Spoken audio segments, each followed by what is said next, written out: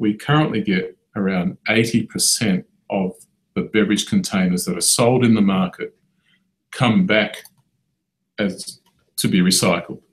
And the reason they come back is because people can redeem the deposit on those containers at the container collection depot.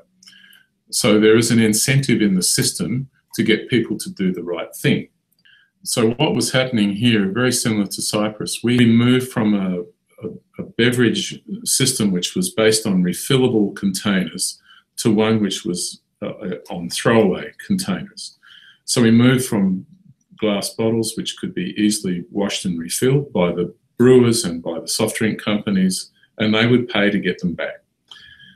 We moved from that system to one-trip solution, and that was firstly in steel cans, and then aluminium cans came along, and then of course we now have PET, high-density polyethylene, and all manners of other plastics in between in the current market. When that first transition happened, litter was a big issue. There was material everywhere. You know, it didn't matter where you went, you would find cans left on the ground or bottles left on the ground after a main event, whether it be a cricket match or a football match. There would be stuff at the back of hotels where they didn't know what to do with it, so they just chucked it out and it just kept growing bigger and bigger and bigger.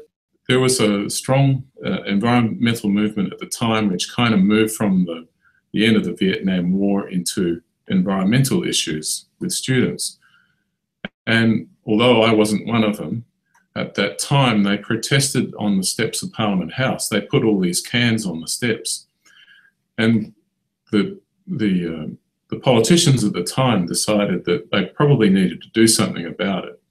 And the fact that we'd just moved from a system which paid for containers to one which made them essentially waste meant that they were interested in trying to find a solution to that problem. And around the same time, Oregon had just introduced container deposit legislation over there in the USA.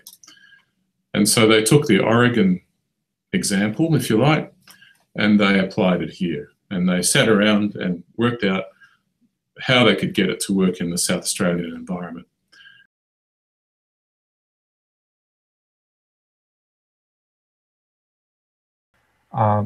Numbers of countries. Denmark has a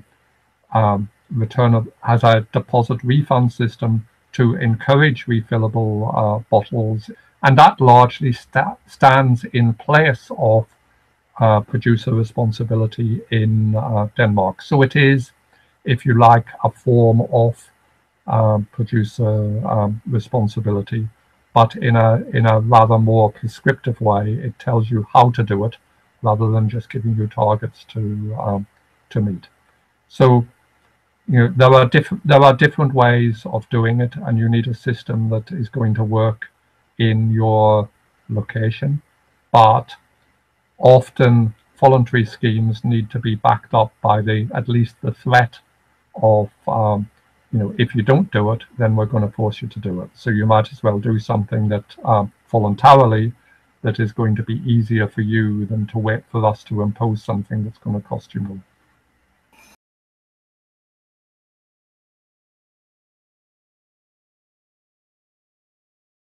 It started out as just 5 cents per container, and now it's 10 cents a container.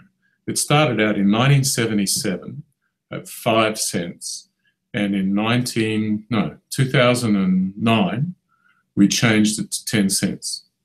So there's a long period of time there where the price of the beverage went up, but the deposit remained the same, and we still had good engagement. But there is a time when people would say, oh, the 5 cents is no longer worth it, or I have to accumulate far more containers to make it worth my while to take them to a depot and redeem the deposit. So in 2009, we increased it to 10 cents. And yes, there was a little dip beforehand, and then it went up again. The return rate went up. And it went up because people thought it was worth their while. And it's 10 cents. So what would I don't know, 750 ml Coke in a delicatessen here out of a small store would cost you around $3. So 10 cents out of $3. So, you know, how much is it as a percentage? It's a very small percentage, but it has to be large enough to drive people to make the effort to cash in the containers. And very often, in our case, it's kids, children will collect them for pocket money. Churches and other NGOs will do drives on beverage container collection to get money donated as part of their, you know, raising money. So they collect the 5 cents or 10 cents now on those containers. So it can become quite lucrative, particularly for small not-for-profit organisations, church groups, youth organisations, those sorts of people. Scouts here, for example. I don't know if they have scouts, or you have scouts in Northern Cyprus. The Scouts Association here owns 9 depots, and they take in roughly around between, I think it's around $10 million a year through those depots. That's an extraordinary amount of money that's now available to that not-for-profit organisation to work with kids. So it comes highly recommended. Cyprus should go back to having a deposit system and start to reap the benefits from that. It also educates people about the environment and recycling and litter, those 3 issues.